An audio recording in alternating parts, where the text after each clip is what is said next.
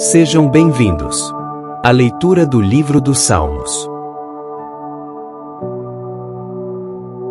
Salmo 32. A bem-aventurança de quem recebe o perdão. Bem-aventurado aquele cuja iniquidade é perdoada, cujo pecado é coberto. Bem-aventurado o homem a quem o Senhor não atribui iniquidade e em cujo espírito não há dolo. Enquanto calei os meus pecados, envelheceram os meus ossos pelos meus constantes gemidos todo o dia. Porque a tua mão pesava dia e noite sobre mim, e o meu vigor se tornou em sequidão de estio. Confessei-te o meu pecado, e a minha iniquidade não mais ocultei. Disse: confessarei ao Senhor as minhas transgressões, e tu perdoaste a iniquidade do meu pecado. Sendo assim, todo homem piedoso te fará súplicas em tempo de poder encontrar-te. Com efeito, quando transbordarem muitas águas, não o atingirão. Tu és o meu esconderijo. Tu me preservas da tribulação e me cercas de alegres cantos de livramento. Instruir-te-ei e te ensinarei o caminho que deves seguir, e, sob as minhas vistas, te darei conselho. Não sejais como o cavalo ou a mula sem entendimento, os quais com freios e cabrestos são dominados, de outra sorte não te obedecem. Muito sofrimento terá de curtir o ímpio, mas o que confia no Senhor, a misericórdia o assistirá. Alegrai-vos no Senhor e regozijai-vos, ó justos. Exultai vós todos que sois retos de coração. Amados irmãos e irmãs na fé, ao nos debruçarmos sobre as palavras do Salmo 32, somos imediatamente confrontados não com uma doutrina fria ou um preceito legalista, mas com o pulsar vibrante de um coração humano que atravessou a escuridão do pecado e emergiu na luz radiante do perdão divino. Seria necessário um ouvido espiritualmente embotado para não discernir a voz da experiência pessoal que ecoa em cada verso. Este salmo não é uma dissertação teológica abstrata. É um testemunho vivo, uma explosão de êxtase de uma alma que provou a doçura incomparável da alegria restaurada pelo perdão de Deus. A tentativa de interpretar esta canção como uma mera personificação da nação de Israel, embora academicamente considerada, parece esvaziar a sua força visceral. A dificuldade em sustentar tal visão é tão evidente que mesmo estudiosos como Scheine concedem que temos aqui, principalmente, embora não exclusivamente, um salmo nacional.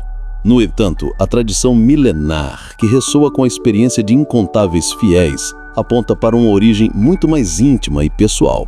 A opinião antiga, e ainda plenamente defensável, é que este salmo registra a angustiante e transformadora jornada do rei Davi. Ele nos transporta para aquele período sombrio de sua vida, um ano inteiro de silêncio impenitente após seu terrível pecado com Batseba e o assassinato de Urias. Foi um tempo em que a comunhão com Deus foi quebrada, a alegria se esvaiu e a alma do rei definhou sob o peso de uma culpa não confessada. A chegada do profeta Natã foi um instrumento divino que quebrou essa casca de orgulho, levando Davi a uma profunda penitência e, subsequentemente, a uma restauração marcada pela paz que somente o perdão divino pode conceder. Este cenário dramático oferece um pano de fundo perfeito para esta joia da literatura devocional. Contudo, a identidade exata do salmista, seja Davi ou outro, não limita o poder de sua mensagem. A universalidade deste cântico transcende seu contexto original. Ele mergulha nas realidades permanentes da consciência humana e da relação intrínseca entre a criatura e o Criador. Por isso, o Salmo 32 não pertence a uma única era, mas a todos os tempos. Através do abismo de milênios, ouvimos este homem falar de nossos pecados, de nossa penitência, de nossa alegria. Suas palavras antigas são tão frescas, tão pertinentes e se ajustam tão perfeitamente às nossas próprias experiências, como se tivessem brotado de um coração vivo hoje.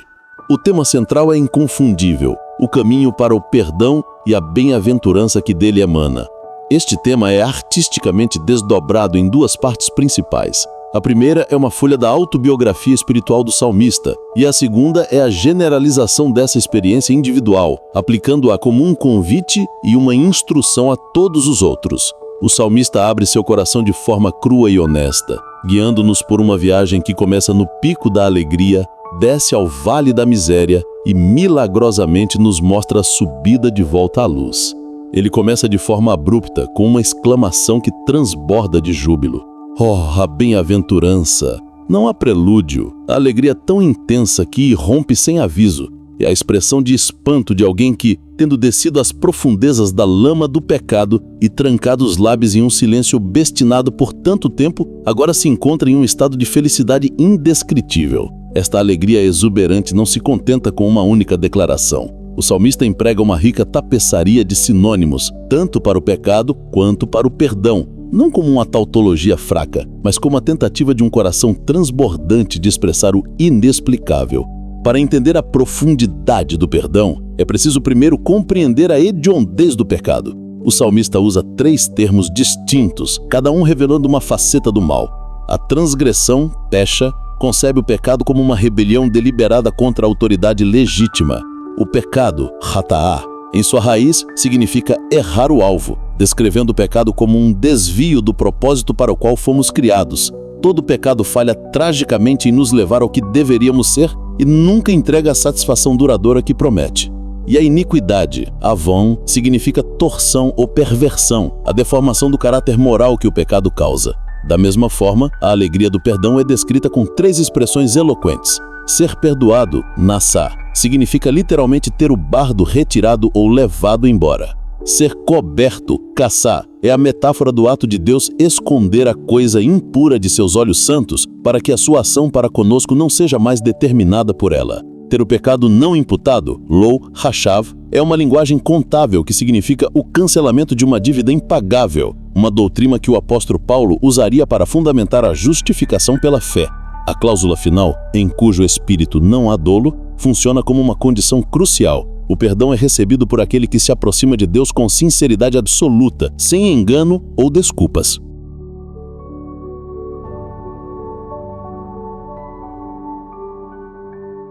Para que possamos apreciar a altura dos picos ensolarados do perdão, o salmista nos força a olhar para o abismo lúgubre de onde ele escalou.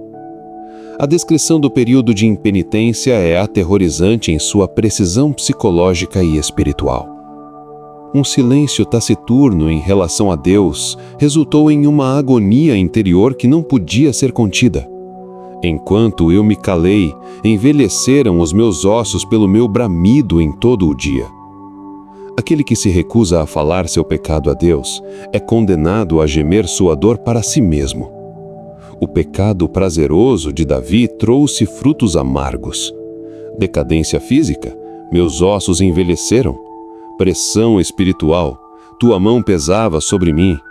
E secura emocional, o meu humor se tornou em sequidão de estio. Toda a vitalidade de sua vida secou como uma planta sobre o sol escaldante. O Selá, no final do versículo 4, é uma pausa para que o ouvinte absorva a profundidade dessa imagem terrível de uma alma se consumindo em sua própria culpa. A mudança de tom no versículo 5 é abrupta e dramática, sugerindo uma súbita erupção de penitência. Como em um salto, a alma passa do remorso sombrio para a confissão libertadora. Confessei-te o meu pecado. Eu disse, confessarei. E tu perdoaste a iniquidade do meu pecado. A ruptura com o antigo eu é completa, realizada em um único ato de vontade. E com a mesma rapidez da resolução de confessar, veio a resposta do perdão. A plenitude e a imediatidade do perdão são enfaticamente declaradas. Notavelmente, o perdão de Deus segue a resolução de confessar, não esperando pelo ato completo. O amor divino é tão ansioso por perdoar que antecipa o nosso movimento, como o pai que corre ao encontro do filho pródigo. O Selá, no final do versículo 5, é tão triunfante quanto o anterior foi triste, marcando o fim da sessão autobiográfica e preparando o palco para a lição universal que se segue. Tendo provado a graça, A alma perdoada não pode contê-la. A experiência pessoal se transforma em um convite apaixonado. Por isso, todo aquele que é santo orará a ti, a tempo de te poder achar. A manifestação da graça perdoadora de Deus não deve levar à presunção, mas à oração. A frase, a tempo de te poder achar, carrega uma advertência solene contra a procrastinação. Com o perdão vem a segurança. O homem penitente, orante e perdoado é colocado em segurança como em uma ilha rochosa no meio de um dilúvio de muitas águas. No versículo 7, o tom exortativo é momentaneamente quebrado pela expressão pessoal: Tu és o meu esconderijo. A expressão da própria fé é o argumento mais convincente. Estar escondido em Deus significa ser preservado da angústia, não necessariamente isento dela, mas protegido do seu poder destrutivo. A imagem final é magnífica. Tu me cinges de alegres cantos de livramento. O salmista se vê cercado não por ameaças, mas por um coro de vozes jubilosas que celebram sua libertação. O tom muda novamente no versículo 8, e aqui a voz que fala parece ser a do próprio Deus. Instruir-te-ei e ensinar-te-ei o caminho que deves seguir. Aconselhar-te-ei tendo-te sob a minha vista. Esta é a promessa da orientação divina, uma resposta íntima à declaração de fé do salmista. Essa orientação graciosa é contrastada com a teimosia bruta descrita no versículo 9. Não sejais como o cavalo, nem como a mula, que não tem entendimento, cuja boca precisa de cabresto e freio para os domar.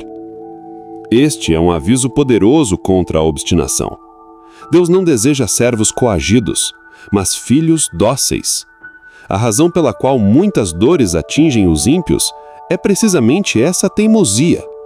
As dores, como freios e cabrestos, são as miseráveis severas que Deus por vezes usa para conduzir os obstinados de volta a si. O Salmo se aproxima de sua conclusão com um grande contraste e um clímax de alegria.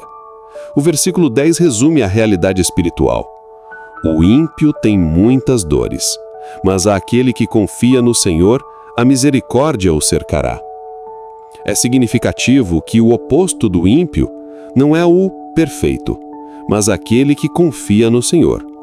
A fé, a confiança relacional em Deus, é o verdadeiro antídoto para o pecado. O salmista, que se via cercado por cantos de livramento, agora declara que todo aquele que confia em Deus será cercado por um círculo ainda maior, o anel protetor da misericórdia. Por isso, o salmo termina com um apelo transbordante à alegria coletiva. A exultação da alma solitária agora se torna um convite para toda a comunidade dos redimidos. Alegrai-vos no Senhor e regozijai-vos, vós os justos, e cantai alegremente todos vós que sois retos de coração.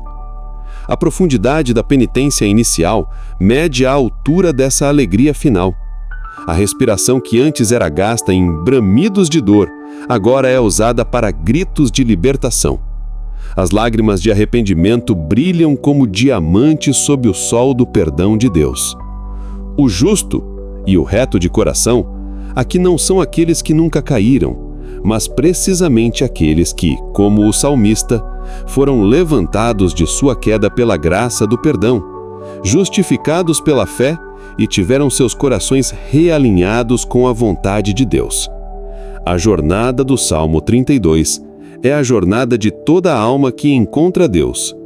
Começa com o clamor humilde por perdão e termina com grandes cânticos de alegria, provando que a verdadeira felicidade não se encontra na negação do pecado, mas na sua confissão e no recebimento do maravilhoso e transformador perdão de Deus.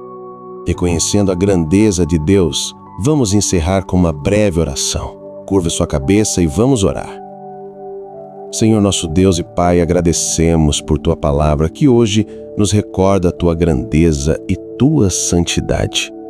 Tu és o Deus que reina sobre as águas, que governa sobre as tempestades, que está entronizado para sempre. Dá-nos, Senhor, a graça de viver em constante adoração, reconhecendo que só Tu és digno de glória. Ensina-nos a temer a Tua voz e a alegrar-nos em Tua santidade. Sustenta-nos com Tua força e abençoa-nos com Tua paz. Abençoa, Senhor, cada pessoa que participou desta leitura, bem como seus familiares. Derrama sobre eles a Tua presença, dá-lhes livramento, provisão, saúde e esperança. Que a Tua voz, que é poderosa e majestosa, seja também doce em seus corações, trazendo direção, consolo e alegria. Em nome de Jesus Cristo, nosso Senhor e Salvador, nós oramos. Amém. Amado irmão e amada irmã em Cristo Jesus, se essa leitura e reflexão edificaram a sua vida, compartilhe com outros irmãos para que também sejam abençoados pela palavra de Deus. Deixe nos comentários sugestões de conteúdos bíblicos que gostariam de ver também em nosso canal. A opinião dos irmãos é muito importante para que juntos cresçamos em graça e conhecimento do nosso Deus. Que Ele, por meio de Cristo Jesus, te abençoe ricamente. Amém.